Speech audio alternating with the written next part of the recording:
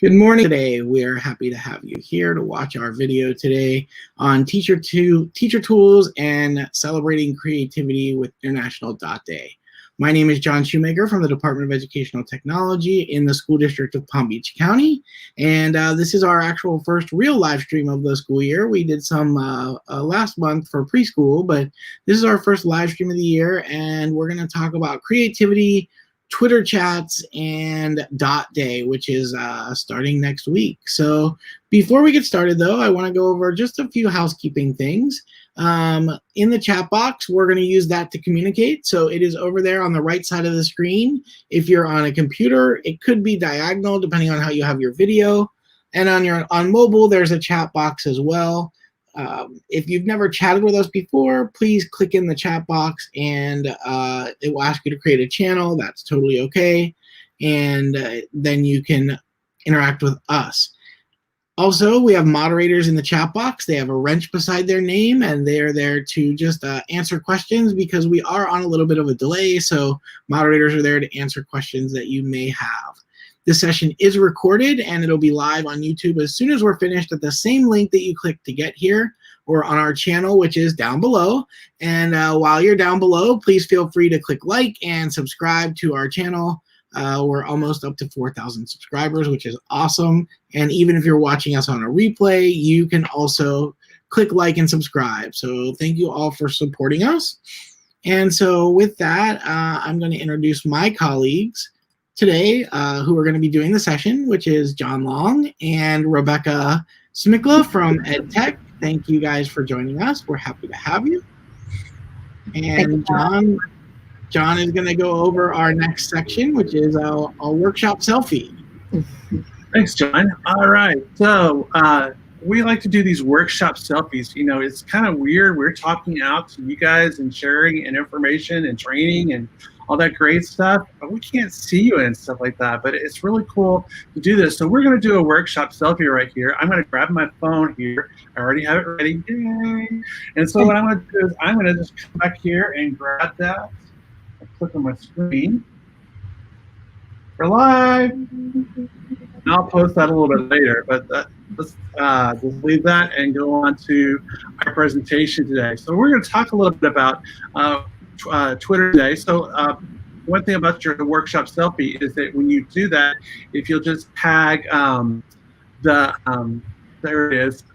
When you post it, if you do the hashtag ETPBC, we're going to change that to ETPBCPD and tag us at EdTechPBC on Twitter. And then that way we can actually go through that Twitter hashtag and actually see all of you and see what you're doing as you're learning with us today. So let's get started. So we've been talking about Twitter and stuff like that. We thought we would actually share with you a little bit about Twitter.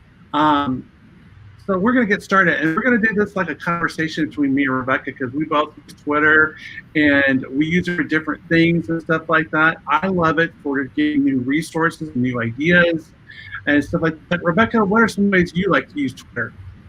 Well, on Twitter, you can reach out to those people that you might have not had a conversation with that you kind of consider famous, you know, like Eric Kurtz or Kevin Honeycutt. And if you go on Twitter, you can have conversations with people all across the world, great ideas, build your PLC, and just get some interesting ideas for your classroom and for your personal life as well. All right, and that's a great idea, and I love connecting with other people and having conversations with other people using Twitter. So let's kind of get into our agenda for today. So what we're going to do today is we're going to talk first of all a little bit about Twitter. We're going to talk about how we can use these as teach tools for instruction, whether you're face-to-face, flipped instruction, blended learning, or still distance learning, because we're all in this right now, and things are changing. We know that. Things are going to keep changing, and it's going to be a frustrating time, but we wanted to kind of like talk to you about how these tools can really affect and be there for you and how you can get new resources, which is why we wanted to share Twitter with you, because it is a free resource for finding new ideas. So we're going to talk about what is Twitter, how do you use Twitter, great teacher resources for using Twitter, why would you want to use Twitter, And what is a Twitter chat? What is International Dot Day? We're going to kind of segue into International Dot Day and focusing on one of those 4 C's, which is creativity, and how to celebrate. And down there at the bottom, we have these banners that talk about our YouTube channel, and the slides and handouts will be available later today on our website, and you can always follow us, just as a quick reminder. So that's our agenda for today, and we really are glad that you're here to join us. So moving forward, what is Twitter? Well, let's talk a little bit about what is Twitter. Well, Twitter is a social media platform for sharing. Originally, it was limited to 140 characters. So the communication had to be to the point. Kids would use like S for students or T for teachers, or they would shorten things and stuff like that, and they would use it to communicate with each other. Adults kind of picked up on it, and as we got more and more people using it, they expanded to 280 characters.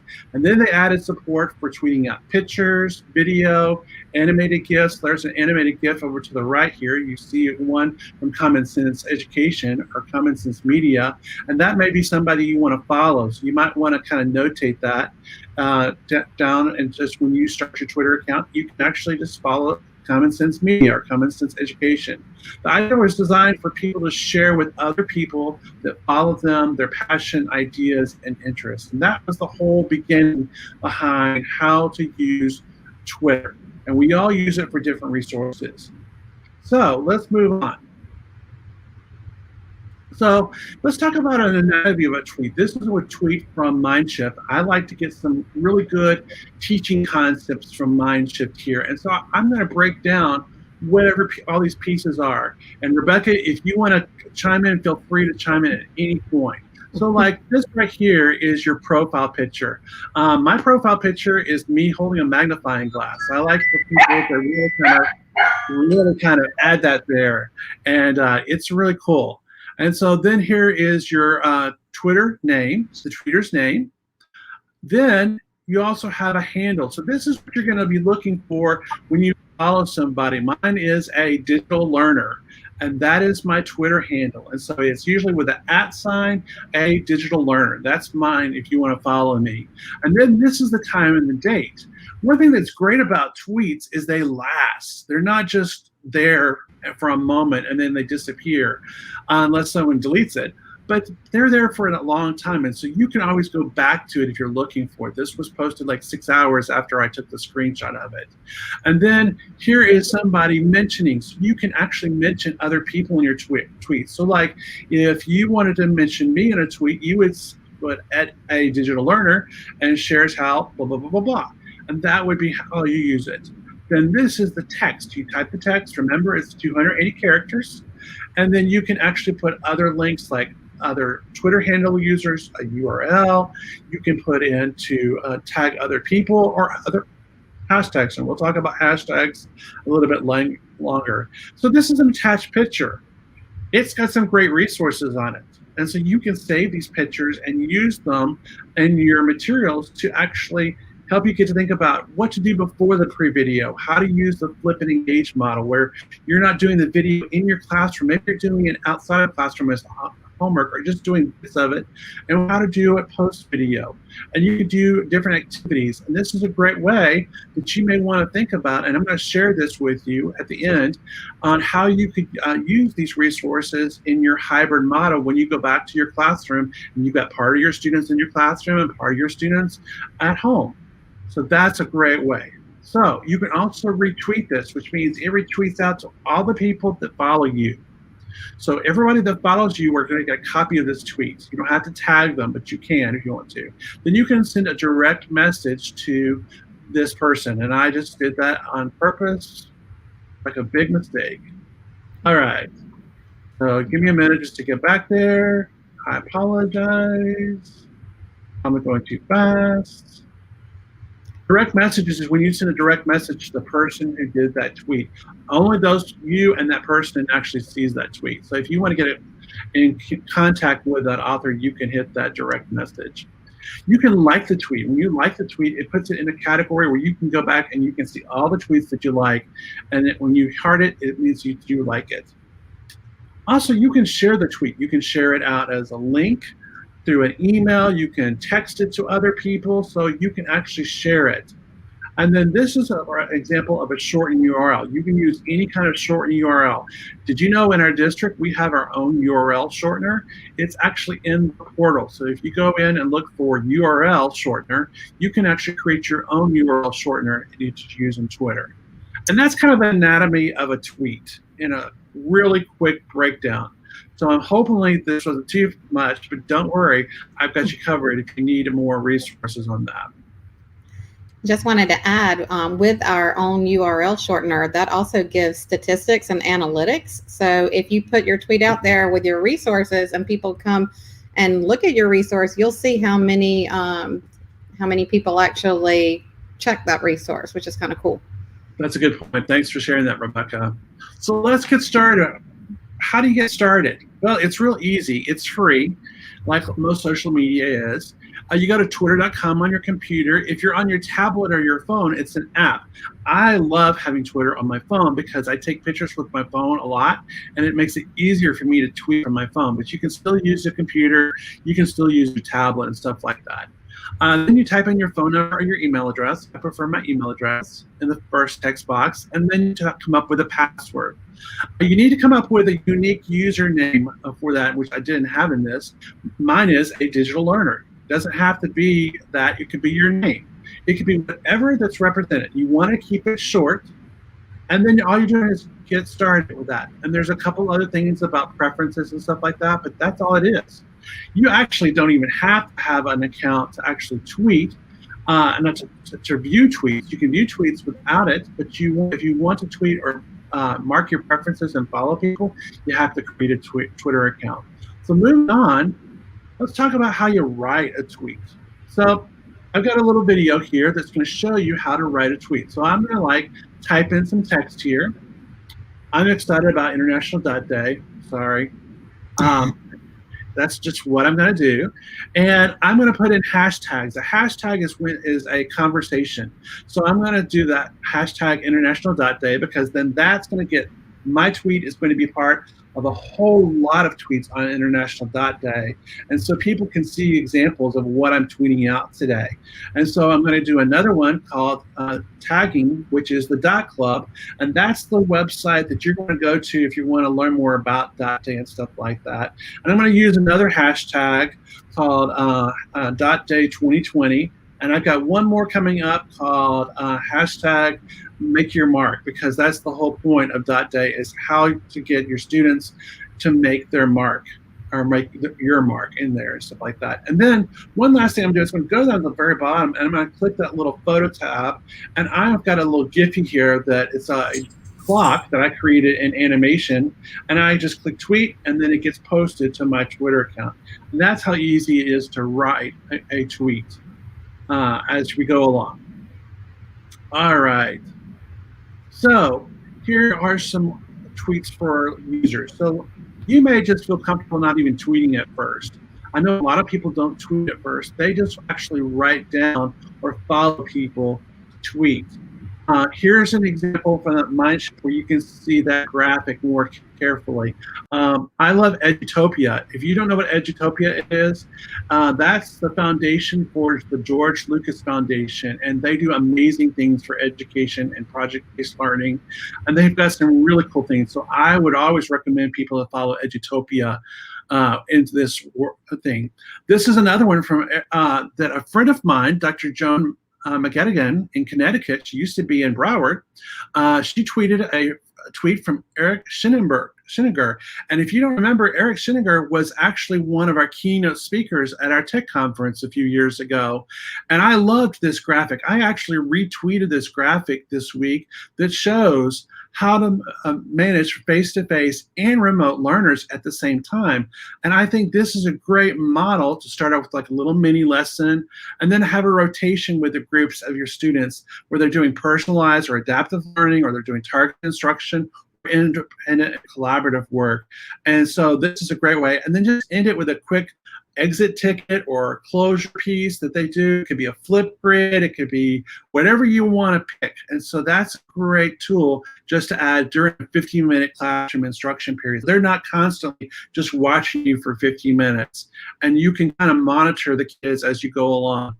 I know when I used to teach in my classroom, I would have two different groups of kids in my classroom, and I used to like have one group do this, and then I would put them on something, and then I would go check on another group. So it's really easy to check that. Then this is one of our favorite things, people that we've been following, especially during the remote learning with all the Google stuff, is Eric Kurtz. And he has some amazing blogs about this. Here's one on Google Slides, short and long vowel sounds that he uses using Google Slides. And he's got a wealth of stuff. Rebecca, what kind of Twitter do you follow? Sorry about that. I muted myself because my lovely coworker here was saying hello to the mailman. Sorry about that. So I love everyone you have on your screen. I also love the Common Sense. It's really good for getting tips, not only for school, for digital citizenship, but also for my own children. I love to follow them. I love following the school district because then I get up-to-date information. I follow my teacher's school account. And then I follow like some of those ed tech rock stars out there like Kevin Honeycutt. I also like to follow our local and state and country library associations because I'm really big into libraries and media. I like to follow you, John, because you always have some really, really good ideas. And I like to follow our ed tech training team. There's just, it's just endless. Yeah, it's just amazing what you can do these days. I do a lot with coding and robotics, and so I follow a lot of those, and because their teachers are posting some amazing things out there. I didn't want to put all that because I know a lot of people are kind of, you know, if they're getting into Twitter, you don't want to get into a bunch of other stuff. So we just put in a few examples and stuff like that of what is out there, so you can share with those things. And you can always come back to this and come back if you create your own Twitter account and mark those as you go along. So this is a great resource for you to check later on. And then one last thing we want to talk about is what is a Twitter chat? I know this one's really weird because people don't really understand what a Twitter chat is. It was about 3 years ago. I only got onto Twitter about 5 years ago. About 3 years ago, I got on a Twitter chat. It was one night, and it was about 8 o'clock at night, and it was with Book Creator. And it was really cool because it was a workshop. And so all the questions were you to go into Book Creator and create something and then post it as a screenshot. So it was really cool because I was able to learn some stuff about Book Creator, but it only took an hour in a Twitter chat. So Twitter chats are discussion using a hashtag. So I know people that used to have the old phones remember the little number sign, or the hashtag was the pound sign. And we had to do pound 9 for this, pound 6 for that. Well, in the 21st century, it's become what they call a hashtag. And so a hashtag is what we use for group chats. So one thing that we use for a hashtag is hashtag EdTechPVC chat. And we do chats once a month. And what you do is you don't go into a Google Meet and look for a room that you're going to discuss. You go onto Twitter and you go into that search where it says Explore. Do you see that Explore in the middle of your screen? You click on that and you search for the hashtag EdTechPVC chat. And one thing that's great about that is you have to have that hashtag to join the chat, because otherwise it's just tweeting out to your whole followers, and that's it. And then when you click the tweet, then that hashtag automatically pops in. And then they're going to ask questions. Like you'll see an example of a slide down there that asks a question. And when you respond to that question, you just type in, instead of Q4, you type in A4. And we have moderators and stuff like that. And so each month we have a Twitter chat. Actually, next Tuesday, we'll talk about it a little bit at the end. We're going to have a Twitter chat. We'll talk to you about the topic a little bit later. But Twitter chats are a great way of learning things in a quick amount of time. So I know all of our time is really limited these days, and Twitter is a great way of just learning how to interact with people on a short amount of time, that you're not spending a lot of time, like a whole day workshop, and you can learn things. And it's always there, so you can always go back to it if you forget it, because I know in workshops where you're so busy taking notes, we forget things because we're taking copious notes. You want to add anything about Twitter chats, Rebecca?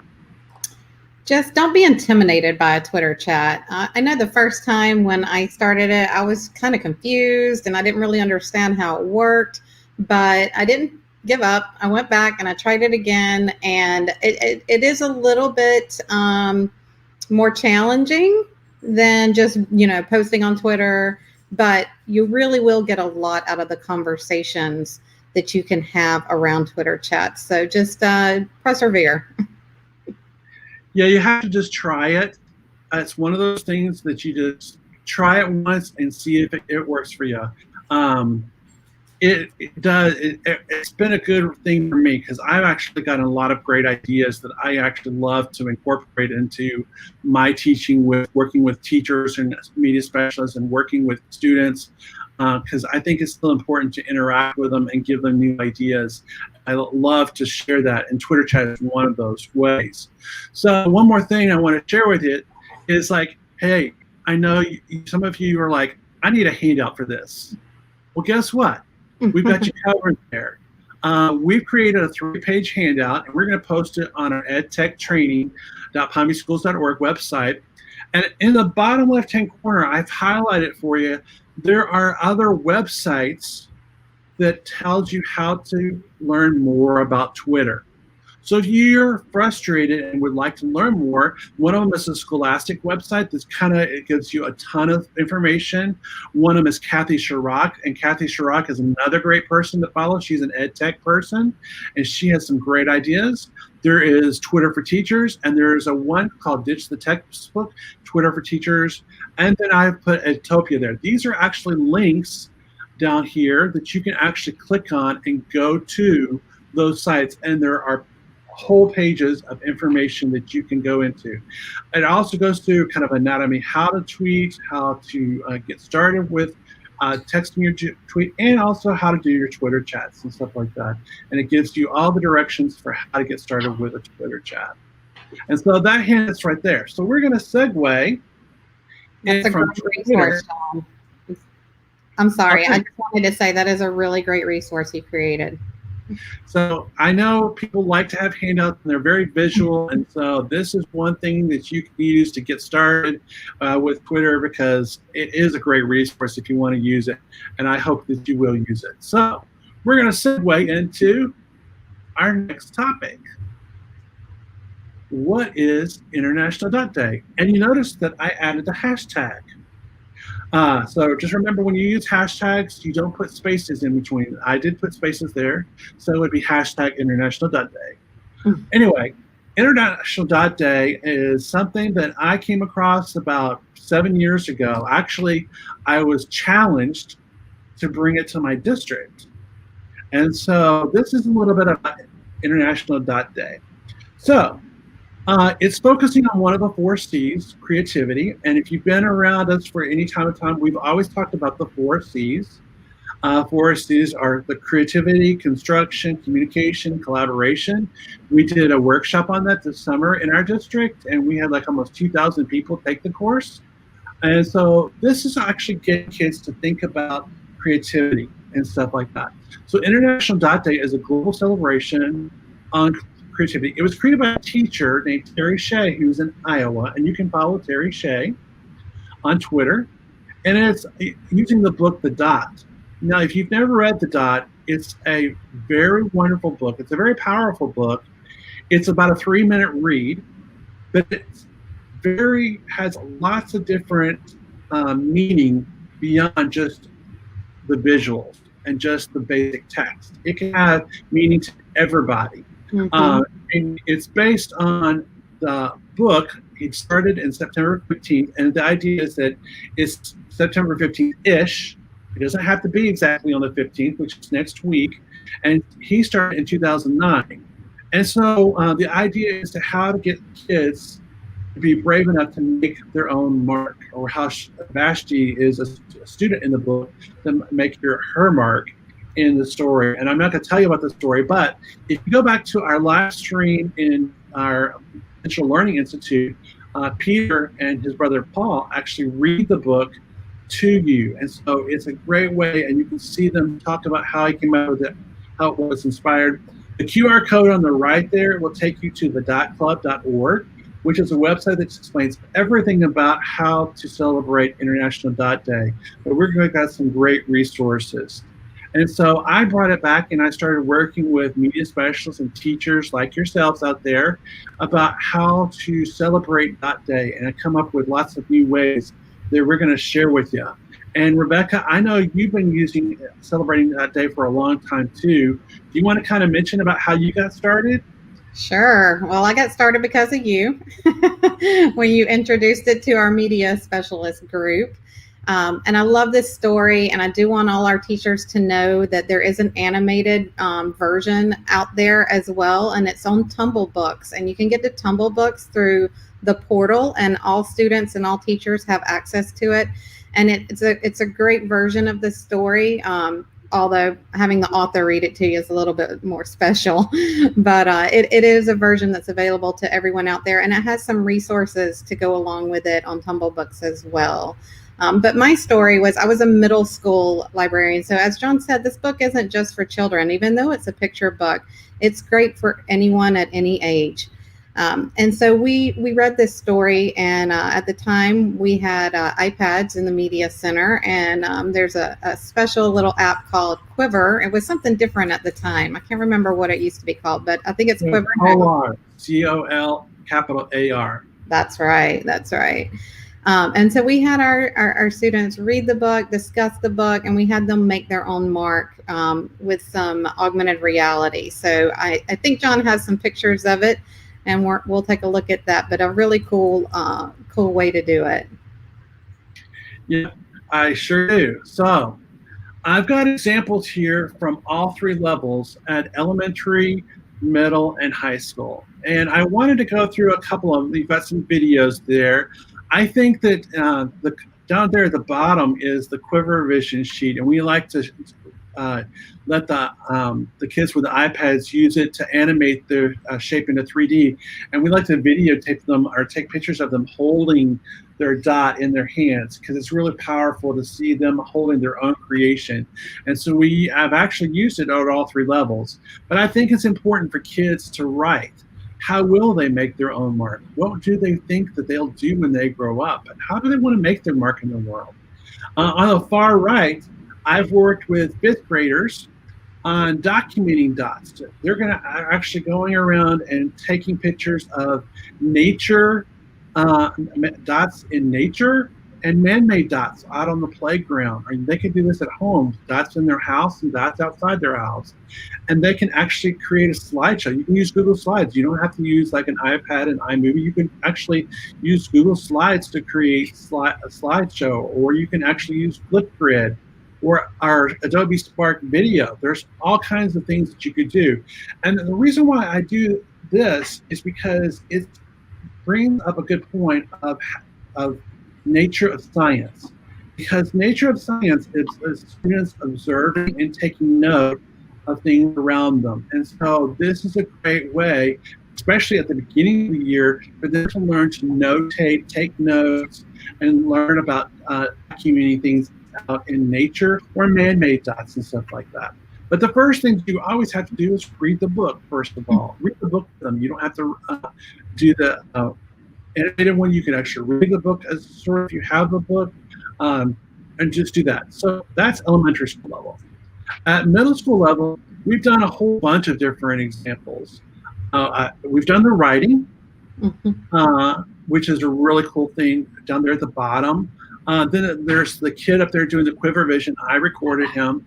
When he wrote his story, this is what I remember about him. He was the first finished writing because he wanted to be a YouTube producer. And he had already produced, this was like 3 years ago, over 500 videos. And so he wanted to be a YouTube video producer. And hey, that's great.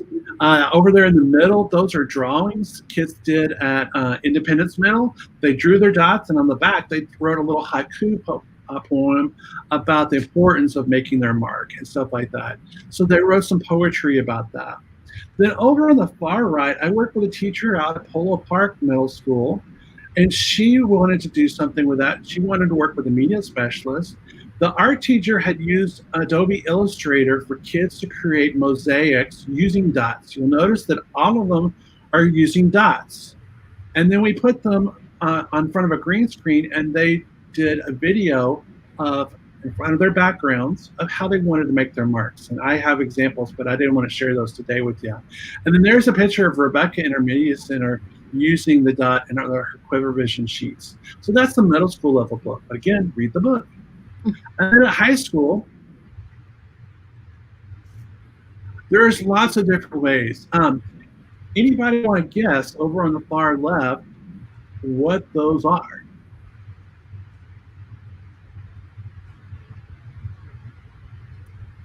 Well, those are coffee filters. They're coffee filters that they used markers, kind of water-based markers, and then they put them over like paper bags or a plastic bag or something like that, and sprayed them with water, so the water kind of dissolves a little bit, and it looks like a little mosaic kind of thing. And so that's their dot. And then they wrote on the side what they wanted to do, how they wanted to make their marks. And at the high school level, I've worked with media specialists and language arts teachers to do this kind of project. I worked with a great media specialist at Gardens High School, and I know some other media specialists out there have already done something like this. They use the dot to teach digital citizenship on how to keep their digital footprint on the right path. And so they want to make sure that they don't do too much on Facebook or don't do things on TikTok or stuff like that. So they created their own dots, and they came up with unique ways to actually share them and stuff like that. And then the animation over there is from a biology class, an honors biology class, and they were talking about the different types of cells that look like dots. And so there are wonderful ways of actually doing that, where they can just create little animations and stuff like that. And you can do it in math. You could talk about pi. You could introduce the concept of pi, and a pi is a formulation for calculating circumference of a circle. In geometry, they're talking about 3D shapes like spheres, which is in all three levels. I like to do something in elementary when they talk about space, is talk about if you were a planet, what would your planet look like? Because planets are circular, they're spheres. And so those are some different examples. What you're saying, I know what you're saying, I'm at home, I'm teaching distance. How can I do this? Well, here's a couple of examples here. I got some colorful dots that from a picture. I think this was done at Formosa Elementary School. The media specialist is Sally Smoller, and she did an amazing job of capturing their dots on paper plates.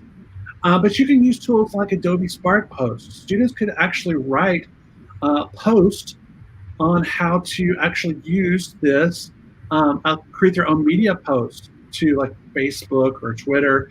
If they don't have accounts, they're just doing them and sharing them out using different things, and they can actually use those on Spark Post.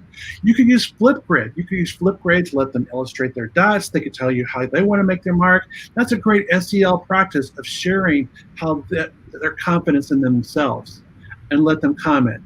Using Google Slides to share their dots. You could have them draw their dots digitally. There are a couple of PDFs I'm going to share with you how they could draw their dots on paper and take a picture. They can also graph M&Ms. M&Ms are dots. I know a lot of teachers use the dot candy, and they do that, but there's not much in there. I like graphing M&Ms because you get to like eat the M&Ms when you're done graphing them. And I think that's a great tool. I used that animation tool over there to do pizza fractions. And that's actually a Giphy over there. I wanted to share with you that I've tweeted out.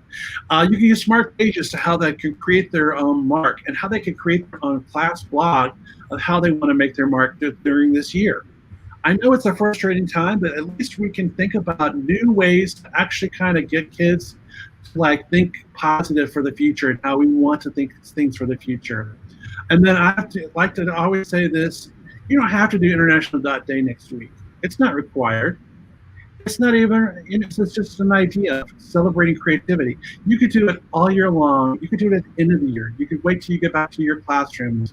But these are just a few ways of using distance learning tools like we've been sharing in your classrooms, or where you could do it outside your classrooms. You could do it kind of a combo of inside your classroom and working with kids doing outside the classroom. So when you go back to the mixed environment, you may want to pair a student that's inside with a student that's outside, so they're still interacting with each other, because that's what's important with those kinds of tools. So those are some things that you want to do with that. All right. One another great tool, John, would be is to use for our teachers out there to create a lesson within Smart Learning Suite Online, because then they could give each student their own individual handout and they could create their dot there, and then she could share them with the class. That's a great idea. And if you don't know what SLSO or Smart Learning Suite Online, our smart trainers can help with that. All you have to do is reach out to us and we can actually get some training for you on that kind of stuff. So that's a great idea, using SLSO. I almost was thinking about that as I was kind of wrapping things up on this slide. So thanks for reminding me, Rebecca. So there's tons of tools out there besides just these tools. So I wanted to kind of swing this back to Twitter a little bit. I saw this on Twitter earlier this week. And then our colleague, John Shoemaker, who was at the very beginning, he actually tweeted this to me. But this was a great idea of kids creating their own dots and post them on their door. This was actually done in Ontario. And I thought, dots for doors, that was awesome right there. And they tweeted it to the Dot Club and see where it is. And then this is what an example of a great resource, because, hey, you may want your kindergarten kids to do this. You may want your 5th grade students to do this. You may want your high school students to work with us on stuff like that. Let them create their own dots on their doors. They could do it inside their room, or they could do it outside, and then tweet this out and share it. And so it's a great resource to share. And I just wanted to circle back to Twitter a little bit so you can see that these are kind of tools that really can spark your kids' creativity and give them a chance to actually make something, instead of like constantly staring at the screen, and getting them to do stuff out. And I like that they even created the hashtag dots for doors. And I think that's a great tool. Follow that and see if you get some ideas too. I need to check that out myself. So International Dot Day. So this is an interesting thing they're doing this year. One of the people at Fablevision that sponsors that day passed away this past year. His name was Bill Norris, and they're creating this thing called Dots for Life right there. And I don't know if you can copy that URL and post it in the chat, but it's from the Reynolds Center. And this is something they've done to create a virtual matrix of dots. And so all you have to do is download this. You can print it. You can do it digitally. I was going to color my own today, but I forgot. I didn't get a chance to upload that photo, and they're going to connect them. They actually connect to each other, because that was what Bill did. He was the dot connector. And they're trying to raise money for a special scholarship for this, and they use the hashtag International Dot Day and hashtag Dots for Light, because they wanted to create a source of light for the world, because we know it's a frustrating world out there right now, and we know that it's crazy for us. And so these are going to create virtually, and so we wanted to reach out and try to get this done. So if you want to try this, reach out to us if you need some help. We're going to experiment with it, and we're going to really try to do this. So it's a really good virtual way of sharing this, and it's a great way of connecting with each other, even virtually, in this rough times and stuff like that. And it's going to get, we don't know what is going to happen in the next few weeks. Hopefully it's going to get better. That's what I keep hoping. And so this is a great way of doing this next week and all year long. And so it's a great way of doing this. I love this. This is a great way to be connected when we're far apart. Yep. So this is something that'll be on our website. We're going to create a page for this. I just haven't gotten to it yet. We're going to work on it this afternoon and then try to get this done so you can start this next week or tomorrow, however you want to. And I know everyone needs handouts, right? Well, I've created 2 sets of handouts for you on how to get started. Rebecca mentioned that you can read the book in I'm sorry, my mind went blank on Kindle books. Kindle books. But there's a couple of versions on YouTube. There's an English version, there's a Spanish version, and there's a Portuguese version on YouTube as well. And there are different versions out there. You can actually, I know Peter is going to have a reading on Facebook Live next Wednesday. We'll put the time and stuff like that. But there are tons of ways of actually integrating creativity through International.Day using language arts, STEAM, and that's what these 2 pages over are on the other side. So we'll send those out on our website as well, and we'll just post those very soon. All right, so I mentioned the Twitter chat. Well, guess what? It's next Tuesday. We have Twitter Tuesdays at 3:30. And we're going to focus on social and emotional learning using the dot. So you'll need to kind of read the dot beforehand because you'll have to use that to answer the questions. Use the hashtag EdTechPBChat right there at the bottom at 3:30 on Twitter next week and join us. Even if you just post something simple, just join us. No one's going to judge you. Just join us, and we're going to try to give you some feedback and how you could use the dot to build that, because the teacher in the dot, Vasti's teacher, does some really cool things to really get her out of her shell, and it just kind of explodes in creativity. And I hope that will inspire you to read the book. And Rebecca, do you want to add anything to that? Because we're kind of running out on time. No, just we hope you join us. Thank you for joining us today. Keep your creativity flowing. That's one of the biggest things we want to share is, having our kids creating. They have great ideas. Let them create. Yeah, that's for sure. Thanks, John and Rebecca. We appreciate that. That was a great overview of Twitter and Dot Day, which again is coming up next week. But again, I love it that it's September 15th-ish. Whoever came up with that was a great idea because you don't actually have to do it that day if you're not able to. Right? Well, I want to add something. There's a reason why there's an ish, because the second book after the dot was ish. That's right. Okay. And that's important, that everything doesn't have to be perfect. It has to be ish. Yeah. Perfect-ish. That's great. I did not realize that's where that came from. Awesome. Well, thank you guys again.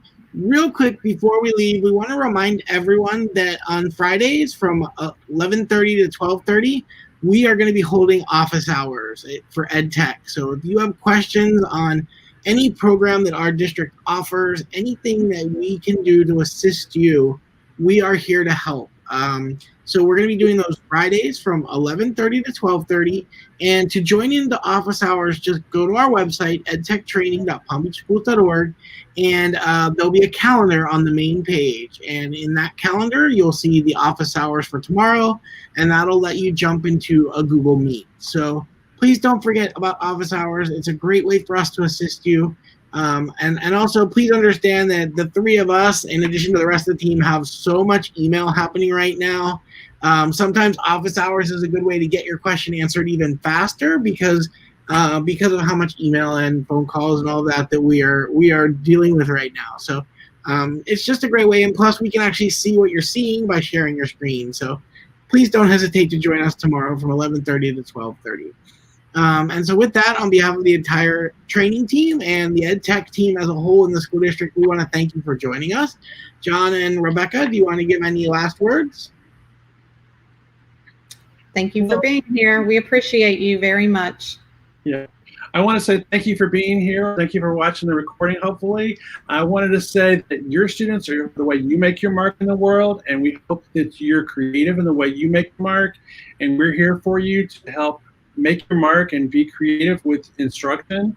And we look forward to the things in the fall. Awesome. Right. Thanks a lot, everyone. Have a great day. Thanks. Bye-bye. Bye.